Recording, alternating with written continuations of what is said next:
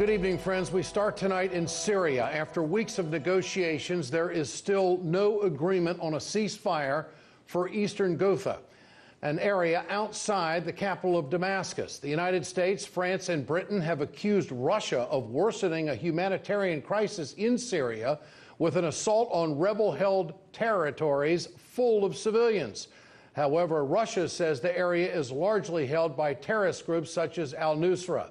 At a UN Security Council meeting today called by Russia, Ambassador Vasily Nebenzia put much of the blame on the mainstream media. There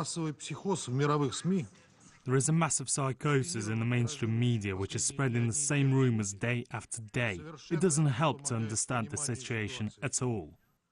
They put forward the idea that there are only hospitals in Eastern Ghouta, which the Syrian army are fighting against. Russia will continue to work to bring peace and stability to Syria and calls on other countries to do the same, rather than creating havoc, supporting jihadists and tearing the region apart. For more, we're joined tonight by former U.S. diplomat Jim Jatras. Jim, sort this out for us. What's the truth here? What the truth is that virtually all of the so-called rebels fighting against the Syrian government are some kind of offshoot from al-Qaeda, whether they're talking about Ahrar al-Sham or Jaish al-Islam or al-Nusra, whatever their name is this week. The Western governments know this, but they're playing the atrocity porn card. We know there are civilians suffering there. Efforts should be made to try to alleviate that, just like we saw in Aleppo a few months ago when the Syrian and Russian forces liberated that city. But the same thing happens when U.S.-supported forces push Daesh or ISIS out of Mosul or out of Raqqa. We don't hear about that so much in the Western media. The company line today from the State Department was that the United States doesn't have any resources or troops there in Syria doing anything. Is that true? Well, we certainly have troops in Syria. We have at least 2,000, maybe more than that. Some people say it's double that number in northeastern Syria with the Kurdish forces. We've had intelligence assets embedded there really throughout the 7 years of this war, almost 7 years of this war. That's simply not the case. And plus our proxies, the Saudis, the Qataris, and so forth, have been deeply involved with these groups. It seems like lawmakers on Capitol Hill don't get the message or see the big picture that if the United States and Russia had a better relationship, maybe the situation in Syria wouldn't be what it is right now. What about that? I think what that points to is that behind all of this hue and cry about Russiagate and everything else is that there's a strong body of opinion in both parties in the establishment that doesn't want better relations with Russia because so much of our establishment and a lot of money depends on permanent enmity. And that gets then to the regional questions. We need to defeat the Iranians. This has nothing to do with terrorism. It has to do with defeating the Iranians in Syria, and that means Assad must go, even if it means bringing these terrorist groups to power. What's going to be the result of this Turkish aggression?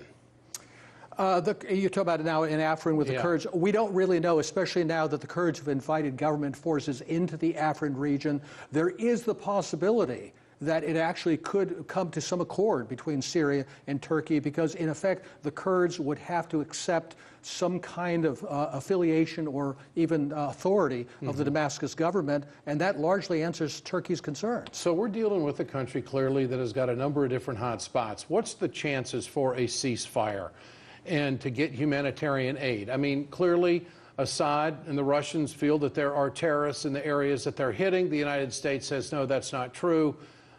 And then, of course, there was a hit on some Russian troops not long ago, some mercenaries. Exactly. I mean, this is so complex. How are they ever going to come to any kind of ceasefire? There are really so many different theaters we're talking about here. We're talking about Afrin with the Turks. We're talking about the place where we hit those Russian contractors and killed an indeterminate number of them. That's between the Kurds and the government forces in the eastern part of the country.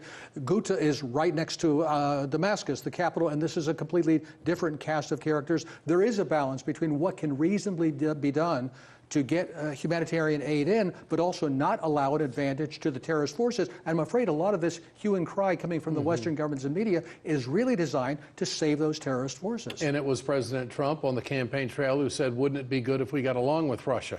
That would be a good solution right now. And he's been hogtied, and I think that's the real tragedy here, Ed. Jim Jatras, thanks so much tonight.